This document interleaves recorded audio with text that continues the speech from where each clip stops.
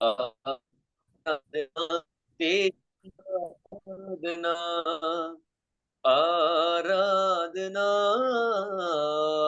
आराधना, आराधना तेरी, आराधना, आराधना, आराधना, आराधना तेरी, आराधना। मैं बागियों का बांधे उड़दा ही जावांगा, तेरी महिमा कर करके नया बल मैं पावांगा। मैं बागियों का बांधे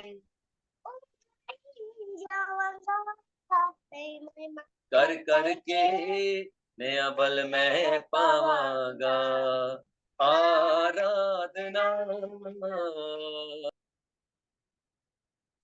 आराधना तेरी, आराधना।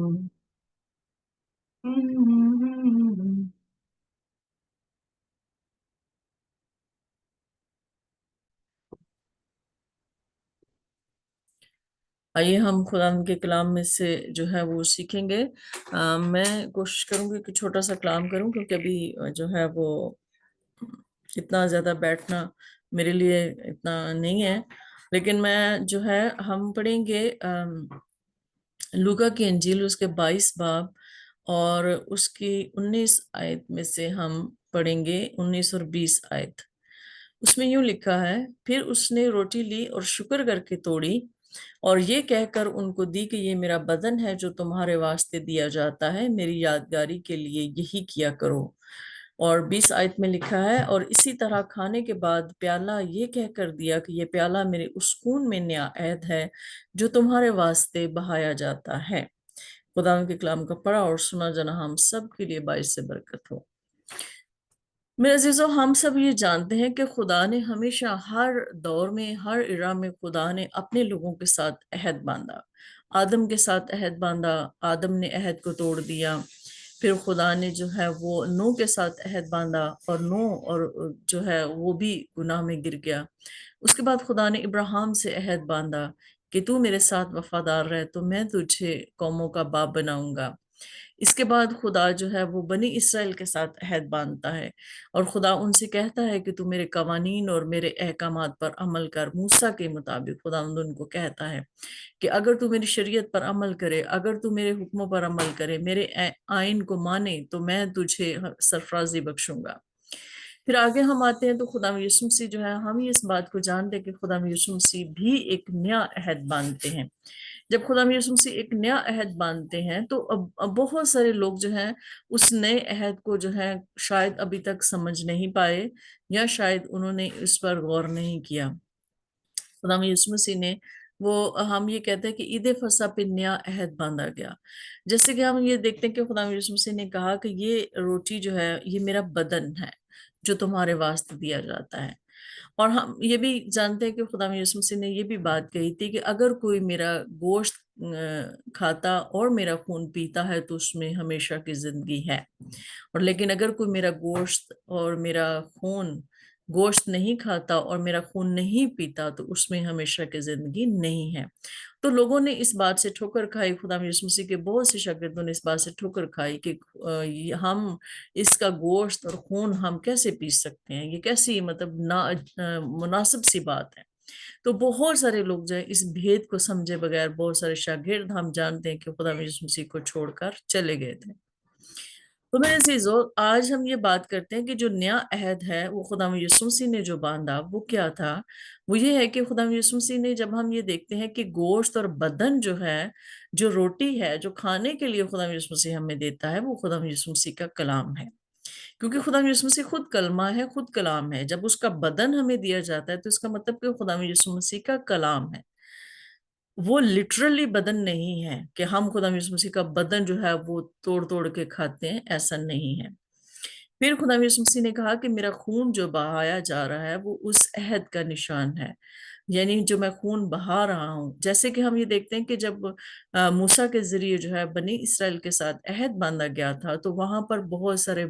بیل اور قربانیاں چڑھائی گئی تھیں، اور ان قربانیوں کا جو بلڈ تھا، جو خون تھا، وہ لوگوں پر چھڑکا گیا تھا،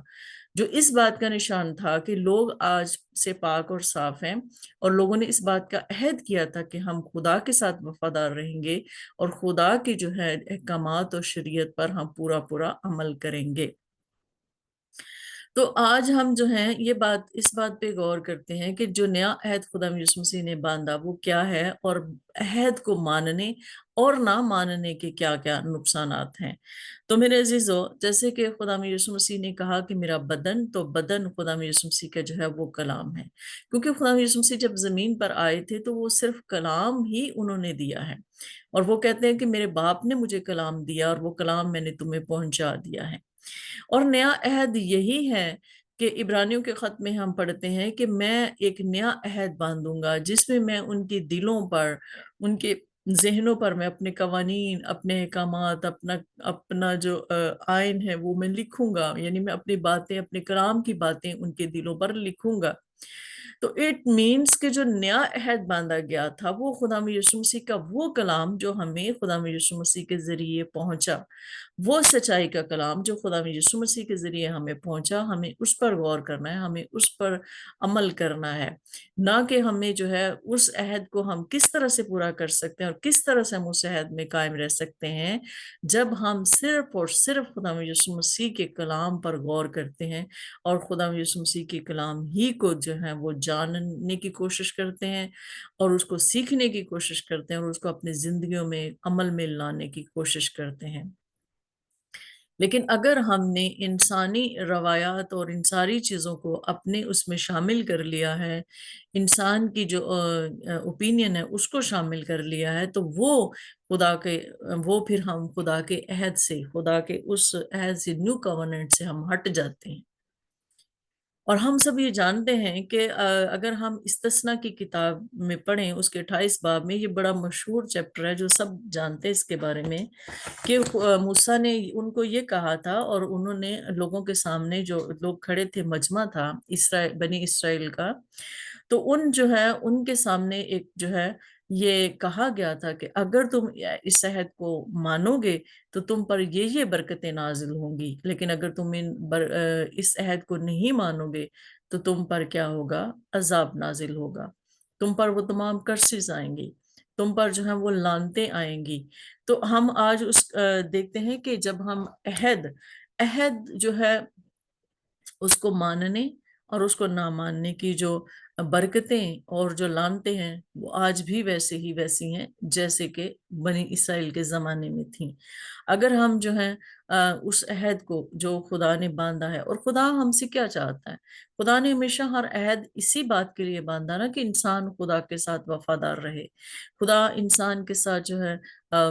محبت رکھے، اور انسان بھی خدا کے ساتھ اسی طرح سے محبت رکھے جس طرح سے خدا ہم سے محبت رکھتا ہے۔ آدم نے کیا کیا؟ آدم نے خدا کے اس کلام پر، جو خدا نے اس کے ساتھ عہد باندھا کہ تو نیکی اور بدی کے درخت کے پھل میں سے نہیں کھانا، خدا نے اس کو کہا تھا، یہ عہد تھا خدا کو اس کے ساتھ، لیکن اس نے وہ عہد توڑ دیا، اور پھر اس کے بعد اس کی لعنتیں شروع ہو گئیں۔ اس کے بعد ہم یہ دیکھتے ہیں کہ جس نے بھی خدا کا کلام ہمیں سکھاتا ہے کہ جو بھی خدا کے آئین سے، خدا کے قوانین سے، خدا کی شریعت سے، خدا کے کلام سے ہٹا ہے اور خدا کے ساتھ وفادار نہیں رہا، اس کا حال، اس کا انجام کیسا رہا، ہم سب اس ساری باتوں کو جانتے ہیں۔ اگر ہم یہ دیکھیں کہ استثنا کے جائیں استثنا کی کتاب میں، تو پرانے عہد نامہ میں، تو اس میں جو 28 باب میں جو لکھا ہوا ہے، میں یہاں پہ بہت زیادہ ہے لیکن میں ساری نہیں پڑھوں گی، لیکن اس میں یہاں پہ میں صرف پہلی آیت پہلے پڑھتی ہوں، پہلی سے 2، اس میں لکھا ہے کہ اگر تو خداوند اپنے خدا کی بات کو جاں فشانی سے مان کر اس کے سب حکموں پر جو آج کے دن میں تجھ کو دیتا ہوں احتیاط سے عمل کرے، تو خداوند تیرا خدا دنیا کی سب قوموں سے زیادہ تجھ کو سرفراز کرے گا۔ اگر ہم یہ سوچیں کہ یہ صرف پرانے عہد نامہ کے لیے لکھا گیا ہے تو ایسا نہیں ہے، کیونکہ پرانے عہد نامے کا خدا اور نئے عہد نامے کا خدا دونوں ایک ہی ہیں،